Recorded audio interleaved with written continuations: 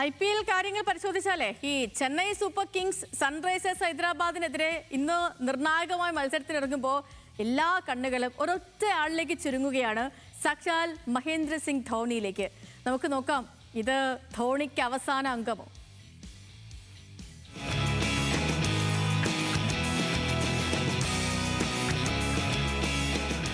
My last game that I played was in Ranchi. The ODI version, the last home game, was at my hometown in Ranchi. So hopefully my last T20, it will be in Chennai.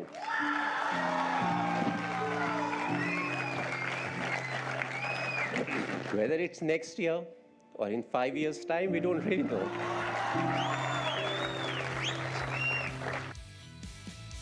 സീസണിൽ പരിക്കിനെ തുടർന്ന് ഒരു മത്സരം പോലും ഇതിഹാസ താരം ഇതുവരെ കളിച്ചിട്ടില്ല. എന്നാൽ 5 വർഷം മുൻപ് ധോണി പറഞ്ഞ വാക്കുകളാണ് ഇന്നിപ്പം ധോണിയുടെ അവസാന മത്സരമാണെന്ന് പറയാനുള്ള കാരണം. കിലാഫ് ചേരുകയാണ് സ്പോർട്സ് ഡെസ്കിൽ നിന്ന്. കിലാഫെ, ഗുഡ് ഈവനിങ്. ഇപ്പം 2021 ചെന്നൈ ചാമ്പ്യൻ പട്ടം നേടിയപ്പോൾ ധോണി പറഞ്ഞ വാക്കുകളിൽ പറയുന്നത് തന്നെ കരിയറിലെ അവസാന ഹോം ഏകദിനം കളിച്ചത് റാഞ്ചിയിലാണ്. 2020 കരിയറിനോട് വിട പറയുന്നത് ചെന്നൈയിലായേക്കാം.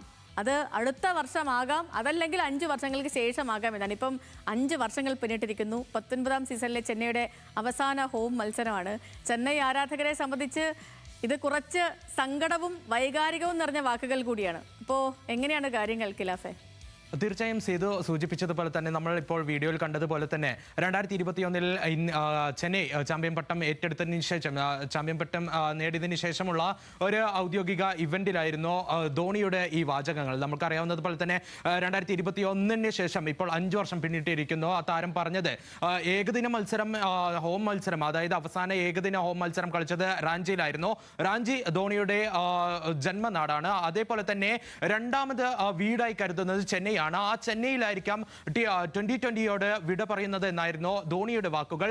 ഈ വാക്കുകൾ എടുത്തുകൊണ്ടാണ് ഇപ്പോൾ ധോണി ഇന്ന് ഇറങ്ങുന്നത്.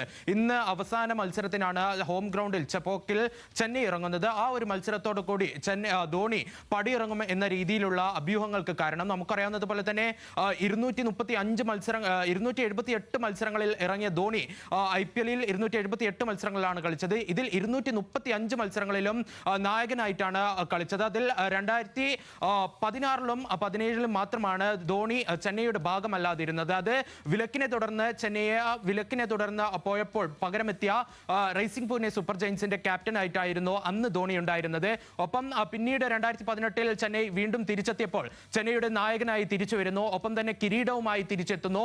അങ്ങനെയൊക്കെ വലിയ പ്രതീക്ഷകൾ നൽകിക്കൊണ്ടായിരുന്നു ചെന്നൈയുടെ തിരിച്ചുവരവുകളൊക്കെ. നമ്മൾ പരിശോധിക്കുകയാണെങ്കിൽ 2007-8 സീസൺ മുതൽ, അതായത് IPL-ന്റെ ആദ്യ സീസൺ മുതൽ തന്നെ ചെന്നൈയുടെ നിർണായക ഘടകമാണ് ധോണി എന്ന് പറയുന്നത്. ഇതുവരെയുള്ള ഏറ്റവും വലിയ ബിഡിങ്, അതായത് ആദ്യ സീസണിലെ ഏറ്റവും വലിയ ബിഡിങ് ധോണിക്കായിരുന്നു ആ ഒരു മത്സരം കാഴ്ചവെച്ചത്. ആ മത്സരത്തിനൊടുവിലാണ് ചെന്നൈയിലേക്ക് അന്നത്തെ ഇന്ത്യയുടെ നായകനായിട്ടുള്ള ധോണി എത്തുന്നത്. നമുക്കറിയാവുന്നതുപോലെ തന്നെ IPL-ൽ പിന്നീട് ധോണിയുടെ സുവർണ്ണ കാലമായിരുന്നു. 5 IPL കിരീടങ്ങൾ, ഒപ്പം തന്നെ 2 ചാമ്പ്യൻസ് ലീഗ് കിരീടങ്ങൾ. ഈ 7 കിരീടങ്ങളും ചെന്നൈക്കൊപ്പമാണ് ധോണി നേടിയതും എന്നത് ഒരു വലിയൊരു നേട്ടമാണ്. 235 മത്സരങ്ങളിൽ ധോണി നായകനായി എത്തി. ഒപ്പം ഏറ്റവും കൂടുതൽ തവണ പ്ലേ ഓഫിലും ഫൈനലിലും കളിച്ച നായകൻ എന്നൊക്കെയുള്ള വിശേഷണങ്ങൾ ധോണിക്കൊപ്പം തന്നെയുണ്ട്. ഒപ്പം നമ്മൾ പരിശോധിക്കുകയാണെങ്കിൽ ഏറ്റവും കൂടുതൽ മത്സരങ്ങളിൽ വിക്കറ്റിന് പിന്നിലെത്തിയ താരം, അങ്ങനെയുള്ള ഒട്ടേറെ നേട്ടങ്ങൾ ധോണിക്കൊപ്പമുണ്ട്. നമ്മൾ ഇനി പരിശോധിക്കുകയാണെങ്കിൽ ഇന്നത്തെ മത്സരത്തിലേക്ക് വരുവാണെങ്കിൽ ധോണിക്ക് നമുക്കറിയാവുന്ന സീസണിന്റെ തുടക്കത്തിൽ ഒരു കാഫ് ഇഞ്ചുറി ആവുന്നു. പിന്നീട് പരിശീലനത്തിലേക്ക് താരം എത്തുന്നു. എന്നാൽ പരിശീലനത്തിനിടെ ഉണ്ടാകുന്ന പരിക്ക് വീണ്ടും ഗുരുതരമാകുന്നു. ഈ പരിക്കിന് ശേഷം പിന്നീട് കോച്ചുകളൊക്കെ പറഞ്ഞത്, ബോളിംഗ് കോച്ചാകട്ടെ, ബാറ്റിംഗ് പരിശീലകനാകട്ടെ, ഫ്ലെമിംഗ് ആകട്ടെ, എല്ലാവരും പറഞ്ഞത് ധോണി ഒരു തിരിച്ചുവരവിന്റെ പാതയിലാണ്. എന്തായാലും താരം ഉടൻ തന്നെ കളത്തിൽ എത്തുമെന്നാണ്. എന്തായാലും ഇന്ന് നമുക്ക് പ്രതീക്ഷിക്കാം കിലാഫെ, നമ്മുടെ ചെന്നൈയുടെ തല ഇറങ്ങും എന്ന് തന്നെ പ്രതീക്ഷിക്കാം.